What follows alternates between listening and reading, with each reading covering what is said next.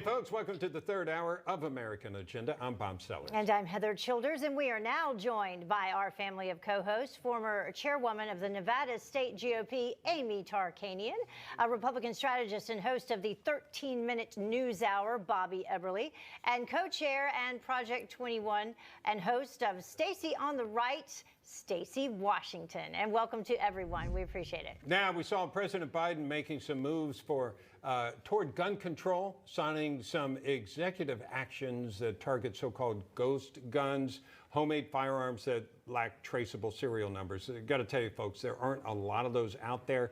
There's some other efforts to try. I don't know if we have that list of what he's trying to get done, but he's asking for people to do certain things toward gun control.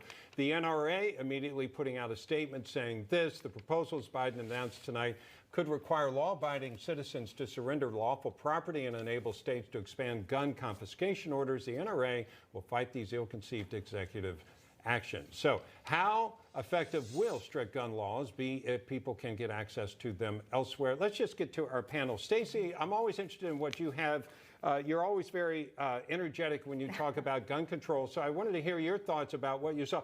I got to tell you that, again, I don't know if we have that list. We will get it at some point, but it didn't seem like there was a lot there. It's not like there's some big legislation. Here's instruct the DOJ to create a rule restricting ghost guns, create a rule on stabilizing braces, to publish a model red flag legislation. It's not like there's an overriding legislation that they're pushing here, Stacy. Well, the two most disturbing parts of this list are David Chipman as the head of the ATF and, of course, the red flag gun laws. The red flag laws enable them to basically, you can have a neighbor who hates you come over, file a complaint against you and say they think you're a danger, and then you have people knocking at your door trying to confiscate your firearms. So that is unconstitutional. It's absolutely un-American, and that is a concern, which is why you saw the NRA make such a strong statement. And then David Chipman is an activist. He's a gun control activist. He's not someone who should be heading up a major agency that has the power and control to regulate American firearms. So I think, yeah, it was pretty mild compared to what he promised on the campaign trail. It was pretty mild compared to what gun control activists want, but it does give him the ability to say in his first year he took action on guns without actually riling up any Democrats and any of the people, the 8-point-some-odd million last year who became new firearm owners.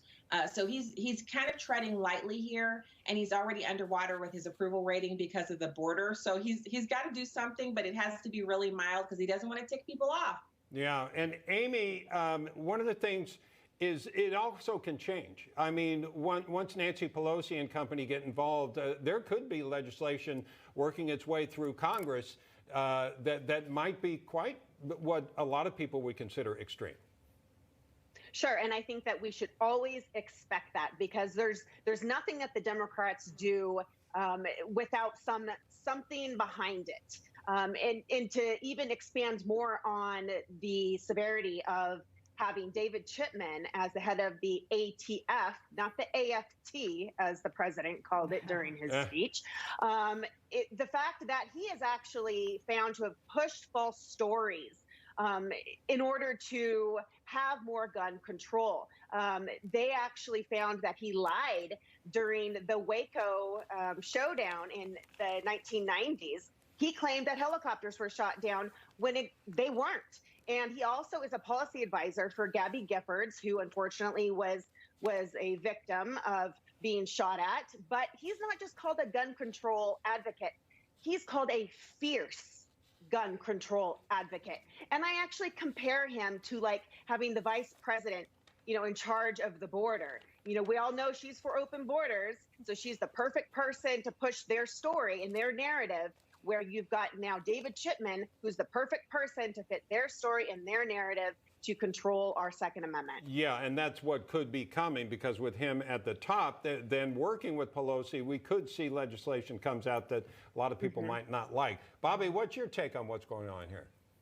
Well, that analogy with Kamala Harris was right on the mark. And let me bring up the red flag laws again that Stacy mentioned, because it changes the whole perception, the whole foundation of what it means to be an American, which is innocent until proven guilty. Those red flag laws are guilty until proven innocent. He just kind of slips that in there. The first two on the list are they're just bogus. I mean, ghost guns and Right. stabilizers to help pistols aim better. It just doesn't make sense. But he's pandering to the left. And the thing is, none of this makes America safer.